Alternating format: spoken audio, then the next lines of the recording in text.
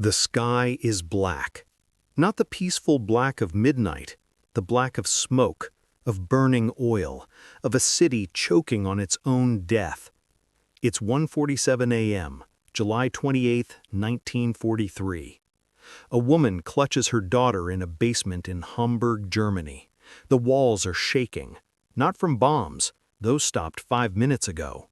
This is something else. Above ground, the streets are glowing. Not from streetlights, from fire.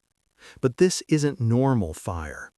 The wind is screaming, a wind that shouldn't exist, a wind that's pulling everything, oxygen, debris, people, into the flames. The woman hears it, a sound like a jet engine mixed with 1,000 voices screaming at once. She doesn't know it yet, but she's hearing the birth of hell on earth. She doesn't know that in the next 3 hours, 40,000 people will die around her. She doesn't know that what's happening above her head will change war forever. And she doesn't know that the world will try to forget this night ever happened. This is the story of Operation Gomorrah, the bombing of Hamburg. One night, one city, one weapon so terrifying that it turned the air itself into a killer. This wasn't just another air raid. This was the night humanity discovered it could create something even the ancients feared, a firestorm. And when the flames finally died, the rules of war had been rewritten in ash. But here's what they never told you.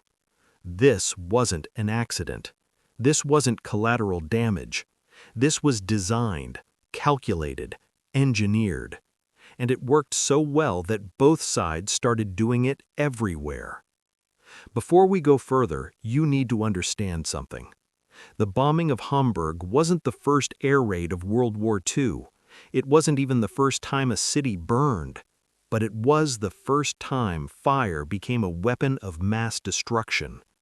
What happened that night was so extreme, so beyond anything military planners had imagined, that even the pilots who caused it were horrified.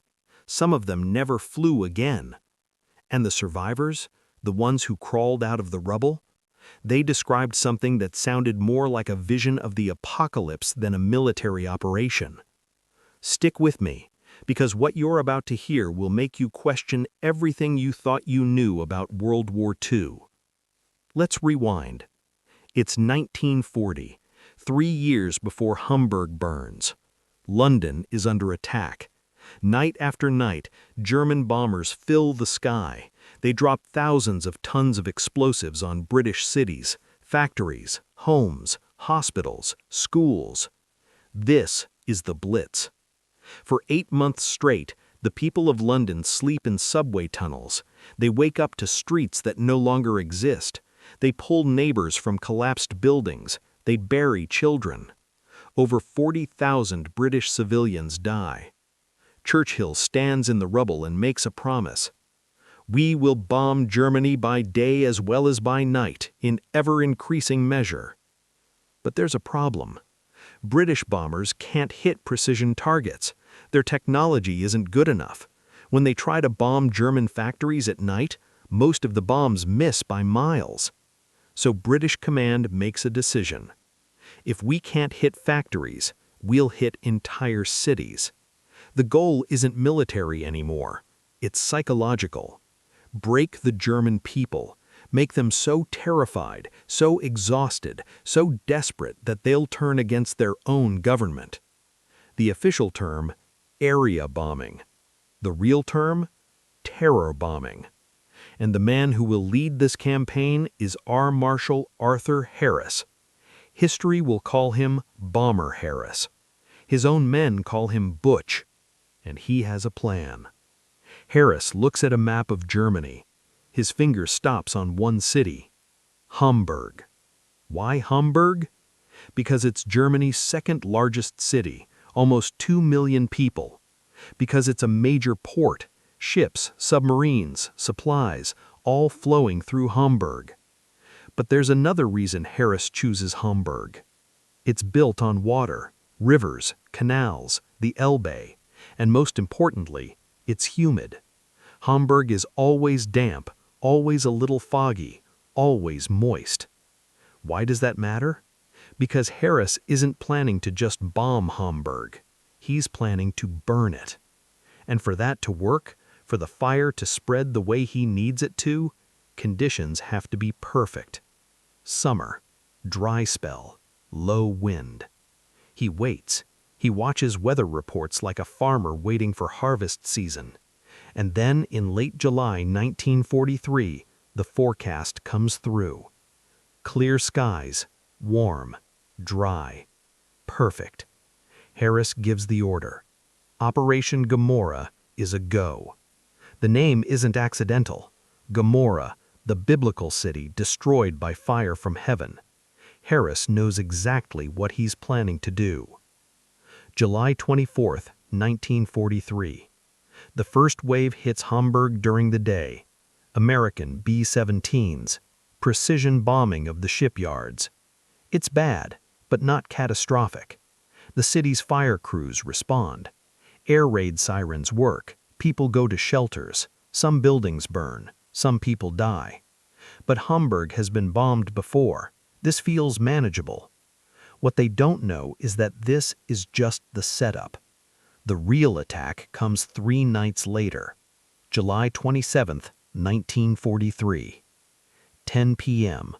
In England, 791 British bombers take off. Lancaster bombers, Halifax bombers, Stirlings. Each one loaded with a specific mix of ordnance. First, high explosive bombs. These will blow off roofs, shatter windows, expose the interiors of buildings. Second, incendiary bombs. Thousands of them, small magnesium devices that burn at over 2,000 degrees. The plan is simple. The explosives open up the buildings. The incendiaries set them on fire. But there's something new this time. The British have a secret weapon. Codename Window. It's strips of aluminum foil, thousands of bundles of it dropped from planes. When German radar tries to track the incoming bombers, all they see is chaos. Thousands of false signals. It's like trying to count raindrops in a hurricane. German night fighters are blind. Anti-aircraft guns fire wildly into nothing. The bombers reach Hamburg almost unopposed. 12 a.m., July 28, 2003. The bombs start falling. Imagine you're in Hamburg that night. You're in your apartment, 4th floor. The sirens start wailing. You've heard them before.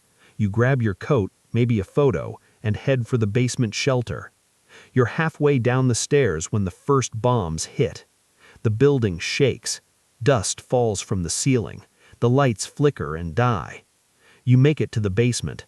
50 other people are already there. Families, old men, mothers holding babies. Someone lights a candle. You wait. The bombing continues. Boom, boom, boom. Each one closer, each one louder. Then something changes. A different sound, lighter, faster, like hail hitting the roof. Those are the incendiaries. Thousands of small bombs, each one burning white hot, falling like rain across the entire neighborhood. Within minutes, every building on your block is on fire. Your building is on fire. But you're in the basement. You're safe, right? Wrong. Because what happens next has never happened before in human history. The fires aren't spreading normally. They're not creeping from building to building. They're merging. 100 separate fires become 10 fires. 10 fires become 1. And when enough fires merge in a dense urban area, physics takes over. The hot air rises, fast, violently. It creates a vacuum at the ground level. Cold air rushes in from all sides to fill that vacuum. The cold air feeds the fire. The fire gets hotter. The updraft gets stronger. More air rushes in, faster and faster, until the wind itself is moving at 150 miles per hour, a hurricane made of fire. This is a firestorm. And when the flames finally died, the rules of war had been rewritten in ash. Back in that basement, you feel it. The temperature is rising, fast. The walls are getting hot to the touch. The air is thick, hard to breathe. Someone tries to open the basement door to check outside. The door explodes inward. Not from a bomb, from the wind. The firestorm is sucking air through every crack, every opening, every doorway. The wind is roaring now, louder than any bomb. It sounds alive. People start screaming. The candle gets sucked out of the basement and disappears into the stairwell like it was yanked by an invisible hand. The temperature is over 100 degrees now, then 120, then 150. You can't breathe. The air is too hot. It's burning your lungs from the inside. Some people try to run. They open the basement door and try to escape into the street. This is a mistake. Outside, the streets are rivers of fire. Asphalt is melting, literally melting. The tar is boiling. People who run outside sink into it like quicksand, and then they burn. The wind is so strong that it's picking up debris, pieces of wood, metal, entire chunks of buildings, and hurling them through the air like missiles. People are blown off their feet, slammed into walls, dragged into the flames. Witnesses later describe seeing people lifted into the air and carried into the fire like leaves in a tornado. Trees, thick, old trees, are ripped out of the ground and thrown hundreds of feet. The temperature at the center of the firestorm reaches 1,500 degrees Fahrenheit, hot enough to melt glass, hot enough to vaporize human bone. In some areas, people don't burn to death. They suffocate first, because the fire is consuming oxygen faster than the wind can replace it. Entire basement shelters full of people die without a single burn mark on their bodies. They just ran out of air. In the canals, people jump into the water to escape the heat, but the water is boiling. Some of them cook alive. Others drown when the smoke and steam make it impossible to see or breathe. One survivor, a firefighter, later described what he saw. The streets were full of burning people. They ran and ran until they collapsed. Some jumped into the canals and went under and never came back up. There was no water pressure, no way to fight it. We just stood there and watched the city die. Another survivor, a young woman. I saw a mother running with her baby. Her clothes were on fire. She was screaming. Then the wind took her. She just disappeared into the flames. I never saw her again. The firestorm burns for 3 hours. 3 hours of uninterrupted hell. When it finally dies down, 8 square miles of Hamburg have been completely destroyed. Not damaged, not burned, erased. Every building, every street, every tree, gone. Turned to ash. The official death toll, 42,000 people in one night. But that's just the official number. Thousands more were never found, never identified. They simply ceased to exist. When the sun rises on July 28th, Hamburg looks like the surface of another planet. British reconnaissance planes fly over the next day. The pilots are stunned into silence. One of them radios back. There's nothing left. It's just gone. The smoke is so thick that it rises 20,000 feet into the air. You can see it from 200 miles away. Over 1 million people flee Hamburg. They walk out of the city in endless columns. No possessions, no food, just walking. Many of them die on the roads, from injuries, from shock, from exhaustion. The Nazi government tries to keep it secret. They don't want the German people to panic. They don't want the Allies to know how effective it was. But they can't hide this. This is too big. Albert Speer, Hitler's Minister of Armaments, writes in his diary, "Hamburg put the fear of God in me. If the Allies do this to 6 more cities, Germany will collapse." The Nazi leadership is terrified, not of losing the war, of losing control. Because here's the hidden truth that most history books skip over. The bombing of Hamburg almost ended the war a year earlier, not because it destroyed factories, not because it hurt military production, but because it broke something deeper. It broke the illusion that the Nazi government could protect its people. For the first time, ordinary Germans started asking dangerous questions. Why didn't the government stop this? Why didn't our air defenses work? Why are we still fighting this war? The Nazis had to crack down hard. Gestapo units patrolled the cities, looking for anyone spreading defeatist talk. People were arrested for saying things like, "Maybe we should surrender." The regime was more afraid of its own people than it was of the Allies. But here's the part that will make you angry. After Hamburg, Arthur Harris doesn't stop. He does it again and again and again. Berlin, Dresden, Cologne, dozens of German cities. The Americans join in. Tokyo, Osaka, Kobe. More firestorms, more civilian deaths. By the end of the war, strategic bombing campaigns have killed an estimated 600,000 German civilians and 500,000 Japanese civilians. Over 1 million people, most of them women, children, and the elderly, because the men were off fighting. Here's the question nobody wants to ask. Was it worth it? Did burning cities full of civilians shorten the war? Did it save Allied lives? The answer is complicated. Studies after the war showed that German war production actually increased in 1944 despite the bombing. The Japanese military government didn't surrender because of the firebombing. They surrendered because of the atomic bombs, and even then, they almost didn't. So what did the firestorms accomplish? They killed civilians. That's it. They didn't significantly damage military infrastructure. They didn't break morale enough to cause surrender. But here's where it gets darker. Some historians argued that the bombing campaigns were never really about winning the war. They were about revenge. Britain had suffered through the Blitz. They wanted payback. America wanted to show its power, to send a message to the Soviet Union about what they were capable of. And both countries wanted to avoid the massive casualties of a ground invasion. So they dropped fire from the sky. Arthur Harris, after the war, defended his actions. The Nazis entered this war under the rather childish delusion that they were going to bomb everyone else and nobody was going to bomb them.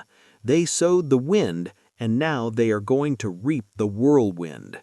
He never apologized. But many of his own pilots struggled with what they'd done. One Lancaster pilot interviewed decades later said, "I was told we were bombing military targets. I was told it was necessary, but I saw Hamburg from the air the next morning. I knew what we'd done. I knew we'd killed families, children. I had nightmares for 50 years. Another said, "I did my duty, but I'm not proud of it." Here's the truth that gets buried. The bombing of Hamburg was a war crime by modern standards, deliberately targeting civilians, using fire as a weapon of terror, creating conditions designed to maximize death. But the winners write the history books, and Britain and America won. So it's called a strategic bombing campaign, not what it really was, mass murder from the sky. You might be thinking, okay, but this was World War II, total war, different time. And you'd be right.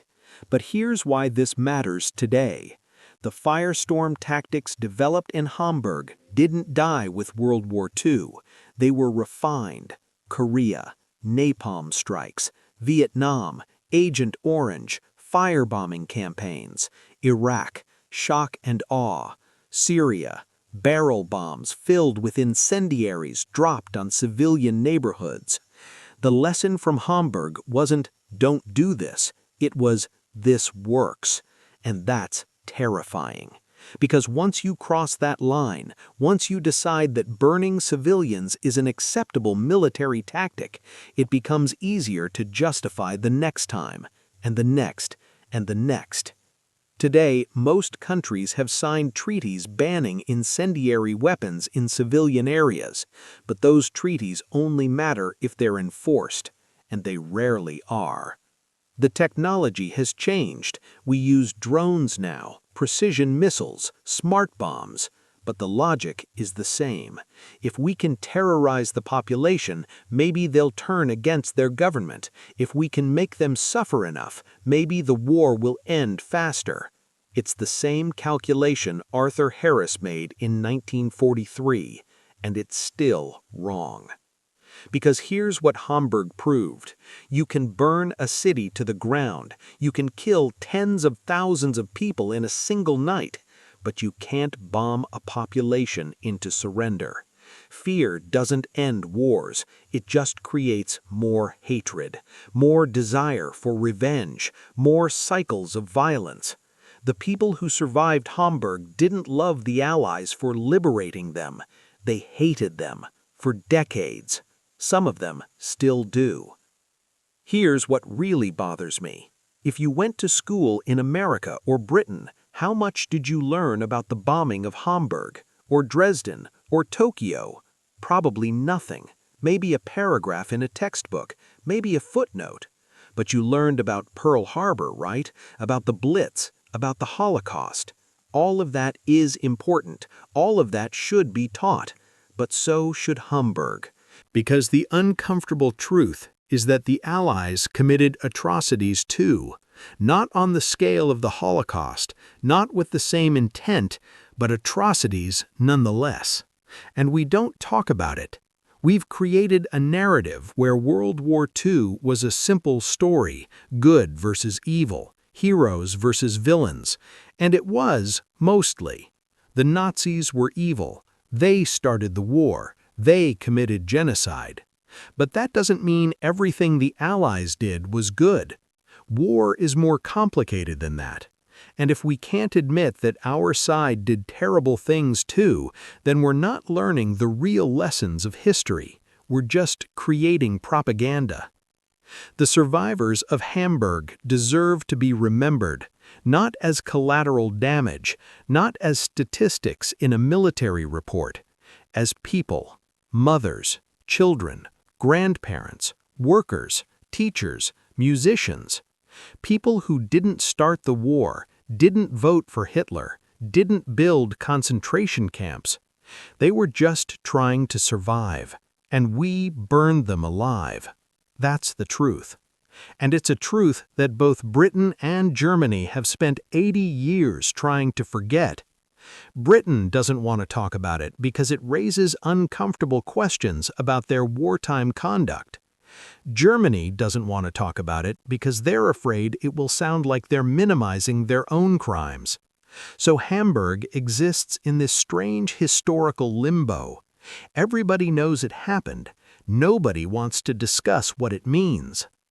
Let me take you back one more time. It's August 3rd, 1943. 6 days after the Firestorm. A young woman named Traudi Hoffmann is digging through the rubble of what used to be her apartment building. She's looking for her mother. She's been looking for 3 days. She finds a basement shelter. The door is melted shut. It takes her and 2 other survivors an hour to pry it open. Inside, 32 people, sitting, leaning against walls, some in chairs. All dead. No burn marks, no injuries. They just ran out of air. Traudi finds her mother sitting in a corner, holding a photo. The photo survived. It's a picture of Traudi as a child, smiling on her first day of school. Her mother died looking at that photo. Traudi later said, "She didn't deserve this. None of them did. They weren't soldiers. They weren't Nazis. They were just people, and the war took them anyway." This is the reality of war, not the version you see in movies, not the heroic speeches and dramatic music. The real version. where mothers die in basements clutching photos of their children, where entire families disappear in fire, where cities vanish overnight, where the survivors spend the rest of their lives wondering why they lived and others didn't. The bombing of Hamburg changed the war, not because it destroyed factories, not because it broke German morale, but because it showed the world what modern war really looks like: total, indiscriminate, apocalyptic. It showed that when nations decide to fight, there are no longer any safe places, no civilians, no non-combatants, just targets. And that changed everything. Every major conflict since World War II has included bombing campaigns against cities: Korea, Vietnam, Iraq, Afghanistan, Syria, Ukraine. The names change, the technology improves, but the logic is the same. Burn them until they stop fighting. And that should terrify you, because the next war, the big one, the one we all hope never happens, won't be fought with the weapons of 1943. It'll be fought with hypersonic missiles, cyber attacks, autonomous weapons, maybe nukes. And if we've already decided that burning cities is acceptable, what's going to stop us from doing something even worse? The answer is nothing, unless we learn the lesson that Hamburg tried to teach us, that there are some lines you don't cross, some tactics you don't use, some horrors you don't unleash, not because they don't work, but because of what we turn into. On July 28, 1943, the world changed, not because evil won or good triumphed, but because humanity discovered just how good we've become at killing each other. We created a weapon out of the air itself. We turned fire into a flood. We turned cities into ovens. And then we tried to forget about it. But Hamburg remembers. The survivors are almost all gone now, just a handful left. But their stories remain. Stories of a night when the sky turned to hell, when the wind screamed with voices, when a city of 2 million people learned what it means to be truly helpless. We owe it to them to remember, not to glorify what happened, not to justify it, but to remember. Because the moment we forget what we're capable of is the moment we become capable of doing it again. Hamburg burned so we could learn. The question is, did we? This is the story they don't teach in school.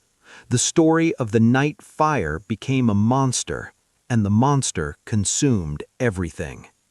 Don't let them forget. Share this story.